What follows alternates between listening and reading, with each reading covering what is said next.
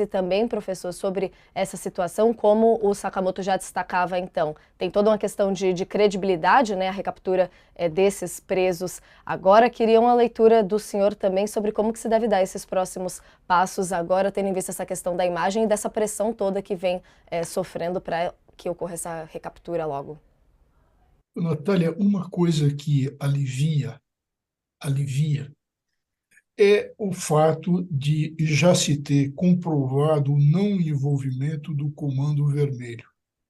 E não se tratou de uma fuga, a estilo, por exemplo, do mexicano El Chapo, que construía túneis, uma fuga espetacular cinematográfica. Não, não foi isso. Então a situação é bem melhor, porque o Comando Vermelho não vai poder cantar vitória. Se tratou de um ato dos dois, de um ato isolado, onde eles viram a oportunidade e fugiram. Esse é um ponto. Outro ponto importante numa chave de leitura é a gente buscar assim um tipo de comparação a partir do momento, Kurt, o Sakamoto, é, que foi dito, ou que está vendo aí uma bancada da bala já pedir medidas mais duras. Eu acho que chegou a hora da gente parar com essa história de endurecimento de penas e começar a ver experiências internacionais onde não se trata de endurecimento, mas se trata de uso de inteligência, de tecnologia. Natália, veja o que acontece, por exemplo, nos presídios de segurança máxima da Itália, e aí nós estamos lidando com uma questão chamada máfia, a Cosa Nostra, que já declarou guerra ao Estado, bombardeou cidades italianas e dinamitou juízes. O que se fez em termos de tecnologia? Em todas as celas existe Curtio. O quê? Um tipo Big Brother. Se fica assistindo tudo, e são celas individuais. E mais do que isso, no pátio, nas saídas, nos encontros, é tudo gravado, existe uma escuta ambiental, uma escuta no ambiente. E é interessante o seguinte: presos, mafiosos, bateram a porta da Suprema Corte Italiana, a Corte de Cassação, equivalente ao Supremo, dizendo o direito de intimidade, porque tinha a câmera no banheiro. E a Corte Italiana decidiu que não era possível, à luz do direito à intimidade, se colocar câmeras no banheiro. Agora, tirando no banheiro, tem em toda parte. Então a gente vê bancada da bala protestando, de repente se falando, em pleno século XXI, na volta das construções de muralhas, como se fosse o melhor dos obstáculos. O melhor dos obstáculos é muito mais barato, Natália, é muito mais barato, Sakamoto. É usar o quê? A tecnologia. É treinar o pessoal penitenciário. É estabelecer um sistema de inteligência, como existe na Itália, onde se vai buscar o quê? As conversas, e se verificar, por exemplo, se os agentes penitenciários não estão com sinais exteriores de riqueza, se as suas mulheres, se as suas famílias não estão recebendo ameaça. Aí o sistema funciona. Mas aqui a gente pensa que vamos botar aí um paredão e o sujeito sai pela porta de entrada, né? E não por escalada.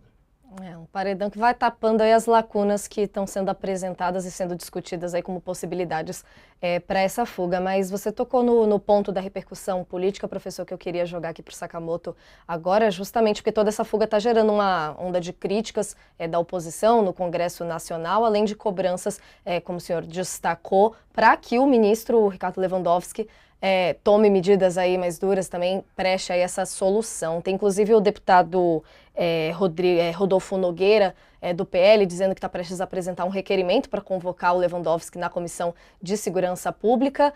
E a expectativa é que essas comissões voltem já a funcionar semana que vem, né, Sakamoto? Como que a gente pode imaginar essas discussões aí avançando agora? Bem, primeiro que acho que são dois perfis bastante diferentes, tanto o ministro Flávio Dino quanto o ministro Ricardo Lewandowski, né? O ministro Flávio Dino tem um perfil mais afeito ao enfrentamento discursivo, né? Ele ia para cima, ele se colocava, ele tem ótimas tiradas, ele domina, né? É claro que o ministro Ricardo Lewandowski também domina o vernáculo, ele domina a oratória, mas é diferente. O ministro Dino ele tinha um ar mais combativo, né? E ele utilizava-se desse ar mais combativo no enfrentamento ao bolsonarismo.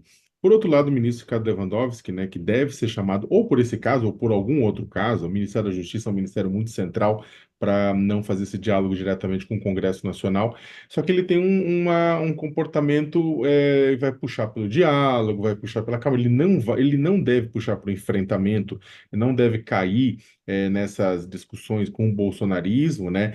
Do ponto de vista bem coloquial, digamos que vai ser chato. Se alguém está esperando uma coisa meio Dino Vingadores que tinha, que ia, sacada, truque 6, 9, 12, não deve ter. O ministro Ricardo Lewandowski vai fazer uma fala técnica, beirando ao chato muitas vezes, como algumas pessoas dizem, né? E que isso, na verdade, pode ser ruim para o bolsonarismo, porque uma fala exatamente técnica nesse sentido não vai também trazer possibilidade para gravação de pequenos vídeos para distribuir na internet com relação a isso. É claro que o bolsonarismo pode editar qualquer coisa como edita, mas é meio complicado. Isso além do fato de que o Lewandowski ele tem o respeito de uma parte do bolsonarismo no Congresso Nacional por conta de decisões que ele tomou enquanto ministro do Supremo, que acabaram, na verdade, decisões que eram pró-direitos, né, que eram garantistas, que acabaram beneficiando o bolsonarismo. Carla Zambelli, a família Bolsonaro, Flávio Bolsonaro, tudo isso.